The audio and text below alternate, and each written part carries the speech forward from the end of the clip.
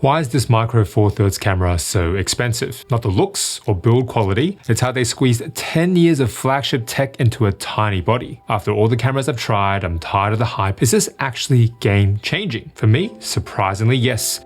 But this had nothing to do with flagship features.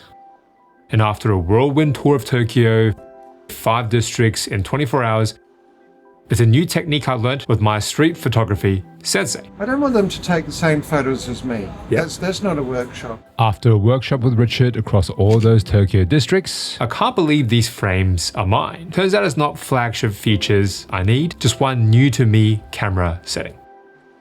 Hello, I'm Jack. This is Bokeh Therapy. In the past decade in camera tech can all be seen through the OM3. In 2016, its ancestor, the Olympus EM1 Mark II, set the pace for speed. Fastest possible performance to professional people.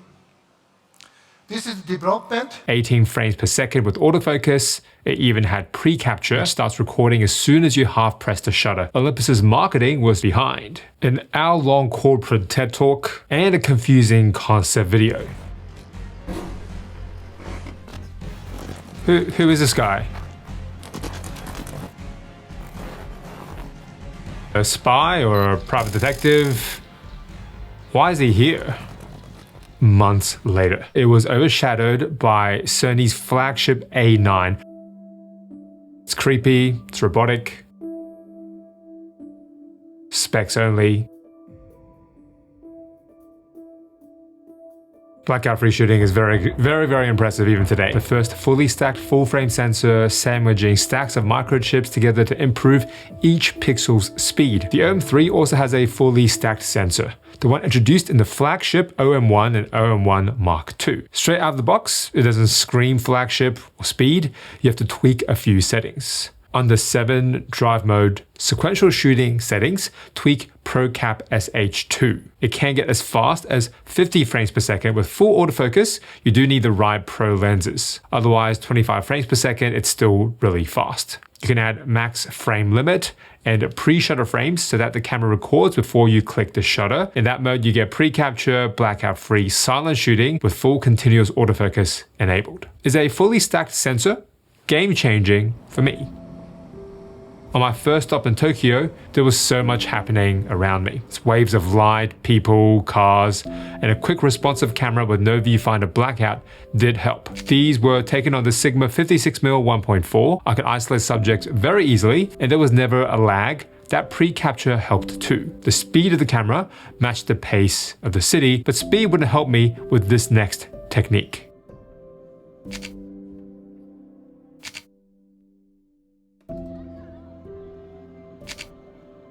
Layering multiple composite images in camera is one of the hardest exercises I've had to do. In street photography, we're taught to fill the frame corner to corner, but for composite layering, you can't fill the frame. You have to work really hard not to be lazy in the juxtaposition, contrasting trash cans against rich neighborhoods or closed sign with an open for business sign. You have to really work hard to make the connection between the two composite frames subtle but self-evident. Wasn't that happy with any of these shots, I'd have to try again tomorrow on my way to the second Tokyo district, Nakano. It was so frustrating shooting composites in Roppongi, I wasn't quite getting it. Instead of composites in Nakano, I shot video. These clips were filmed handheld without a gimbal on the OM3. This footage looks super steady. 7.5 stops of IBIS is the flagship standard, but the number of stops doesn't tell the full picture. We saw this in 2020. When you invent the game, you own the game. Sure, you let others play the game, because when you get pushed, you push back harder. No matter what the bumps, this is where you belong. And when you own the game, you can change Really? the all-new Canon EOS R5.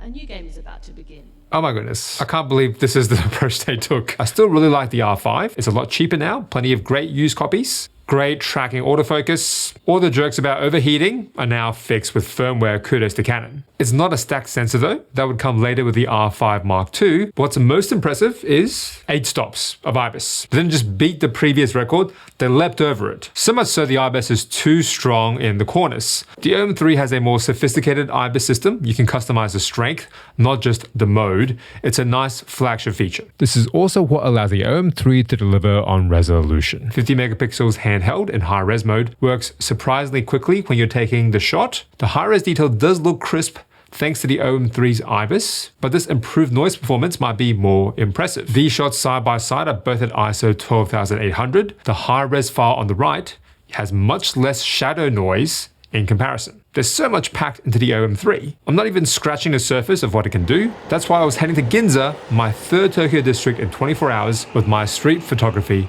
sensei. Richard. His work is unique, unlike anything else I've seen.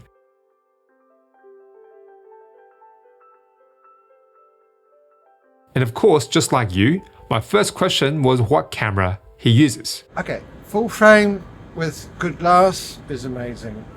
And the same goes for Micro Four Thirds. If you put bad glass on full frame, you're going to get bad images. Yeah. Richard's adamant though, the gear doesn't matter. His clients can bring any camera along to his workshops, then find their own style using 2 techniques. For the first technique though, it does help if your camera has IBIS. So you got 1/10? I do have 1/10, shutter priority. Auto ISO. Yep, IBIS on. IBIS is on.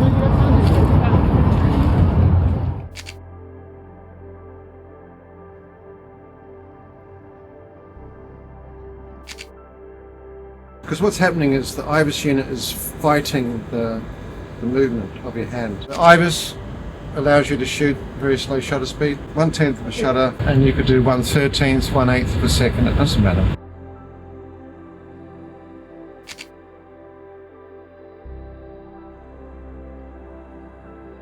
The OM 3's IBIS makes it ideal for slower shutter speeds, but I've always held the camera still. Richard told me to press the shutter first, then move or twist the camera. If you just get it right, get lucky, you get the subject of the photo still, and then everything around is all blurred out.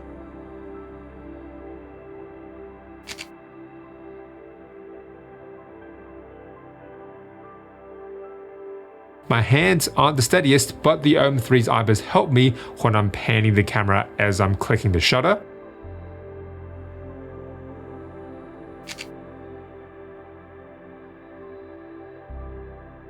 Just like me, Richard has a day job unrelated to photography, so his workshops book out quite quickly. I've linked to them below via iExplore if you're interested. It definitely changed my photography. Richard also made a video about our day together on his channel. What shall we do today? You want to grab a coffee first or something? I think that's a damn good idea. I linked to it in this week's Bokeh Therapy newsletter. For regular newsletter subscribers, hopefully it's not in your spam folder this week. Shout out to new channel viewer Frederick, who's been helping me a lot with the troubleshooting. I really appreciate it. Richard was working way faster, trying different compositions from new angles relentlessly, and before I knew it, we moved on to technique 2, composite mode, in the 4th Tokyo district, Yurakucho. Got to keep the images simple. Have them related to each other somehow. Yeah. So a photo of a crossing where people going across, and then maybe a low-level shot right up on the crossing and show people coming towards you or walking away. Or keep the elements of the frame simple.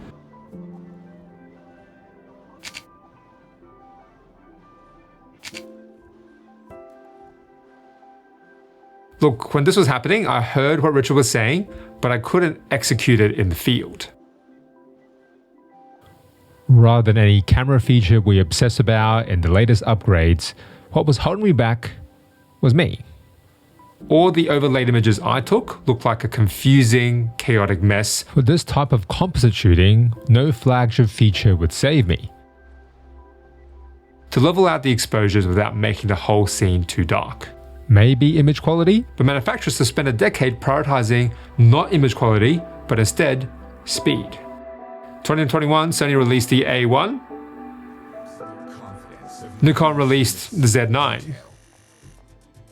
Both high res, 45 to 50 megapixels, and high speed, anywhere from 30 to 120 frames per second. A stacked sensor and speedy cameras are the most versatile across different genres of photography. The catch? A hit to dynamic range by going with the fully stacked sensor design, a trend that seems to worsen as the sensor speed increases. 23, this was the next real breakthrough in flagship technology, the A9 III. Global shutter, there's no line scanning of pixels, every pixel is read simultaneously.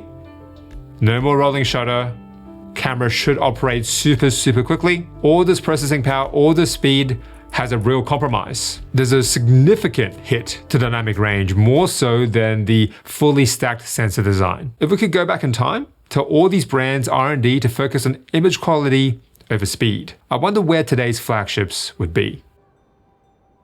For this type of composite shooting, no flagship feature would save me. Yurakcho, the whole district is buzzing. Filling one frame is easy. Combining two of these frames felt too chaotic. I thought it may have been the lens, the OM 20mm f1.4. Maybe a 40mm equivalent is too wide for this style of shooting, but I can't blame the gear. As you may have guessed already, Richard was using the exact same setup as me, the OM 20mm 1.4, but not on an OM 3, on his OM1 Mark II. For someone whose style is so distinctive, why did he choose Micro Four Thirds? But the cameras they have got are just insane. The grip just fits my hand really nice. I can stand in a torrential storm with this waterproof lens, not a problem. So as a street photographer, that's exactly what I need. Full frame with good glass is amazing. And the same goes for Micro Four Thirds. Honestly, I was feeling pretty overwhelmed, but after a quick break at Tsukiji Markets, I was ready to give it another crack.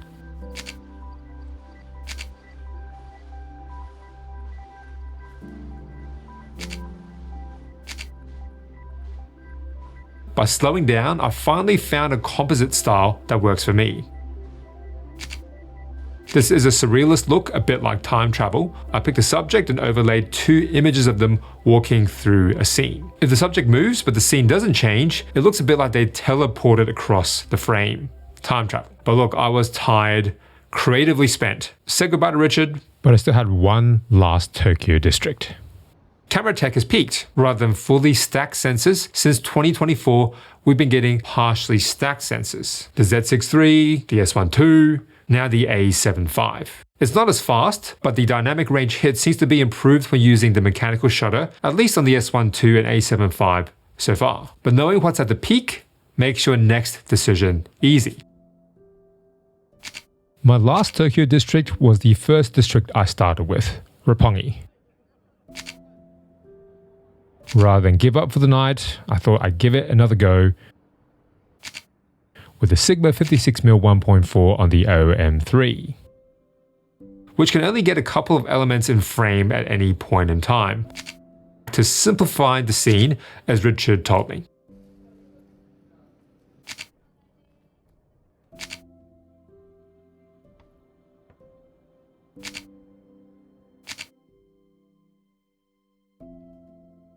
I'm happy with this image of the man staring at me, juxtaposed against these streetlights.